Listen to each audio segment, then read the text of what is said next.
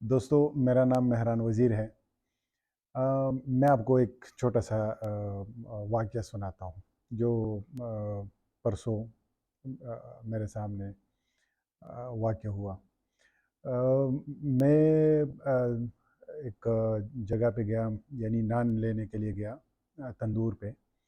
تو جیسے عموماً وہاں پہ لوگ انتظار کرتے ہیں، کسی کی باری آتی ہے اور وہ لیتے ہیں، اور لوگ وہاں پہ انٹریکشنز کرتے ہیں کیونکہ روٹین میں لوگ ریگولرلی آتے ہیں، تو ایک دوسرے کو جانتے بھی ہیں۔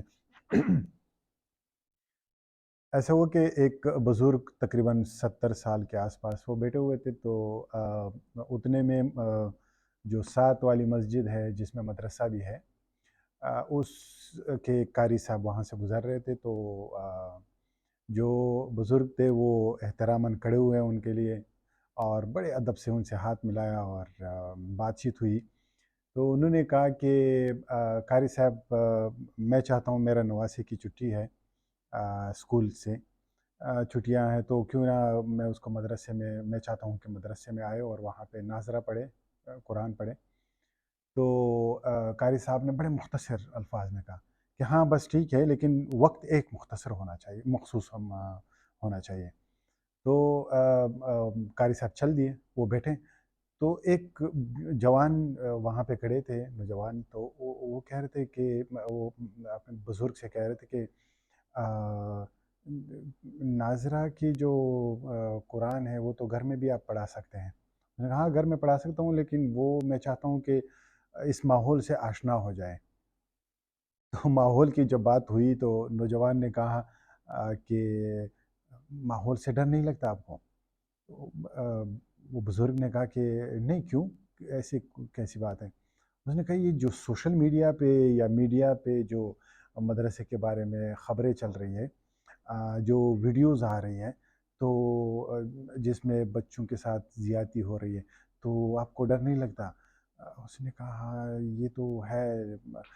تو پھر وہ جو نوجوان نے اپنی بات کنٹینیو کی، وہ کہہ رہا تھا کہ کم از کم مجھے تو بہت بڑا ڈر لگتا ہے کہ جب میں سوچتا ہوں کہ میرے بچے بھی مدرسے جائیں گے، تو میں تو خود بہت خوفزدہ ہو جاتا ہوں ان ساری باتوں سے۔ تو اب یہ ساری بات چل رہی تھی، تو نوجوان نے کہا کہ چلے، اگر آپ یہ کرنا چاہتے ہیں تو آپ پہ بہت بڑی ذمہ داری عائد ہوتی ہے۔ بزرگ نے کہا وہ کیسی مطلب ذمہ داری ہے؟ میں تو بھیجنا چاہتا ہوں بس مدرسے میں۔ انہوں نے کہا نہیں، آپ کو اپنے بچے کے ساتھ مدرسے میں جتنا وقت وہ گزارتا ہے قاری صاحب کے ساتھ پڑھنے کے لیے، اتنی دیر آپ نے وہاں بیٹھنا ہوگا، کہ کوئی ایسے نہ خوشگوار واقعہ نہ ہو جائے اس کے ساتھ، جس کے جو اس کی نفسیات پہ ساری عمر وہ بیٹھا رہے، وہ واقعہ وہ اس کے ذہن میں ہو، تو وہ ساری عمر آپریسڈ فیل کرتا رہے گا۔ تو وہ آپ پہ ذمہ داری عائد ہوتی ہے، یا اس کے والدین پہ۔ بہرحال ان کی آپس میں بات چل رہی تھی اور میں وہاں سے چل پڑا۔ راستے میں میری جب باری آئی تو میں وہاں سے اپنے نان لے کے نکل آیا۔ راستے میں سوچ رہا تھا کہ یہ تو چلو ٹھیک ہے، یہ بزرگ جو ہے، ان کے بچے جو ہیں وہ مدرسے میں پڑھ رہے ہیں، تو وہ ہو سکتا ہے وہاں پہ جائیں۔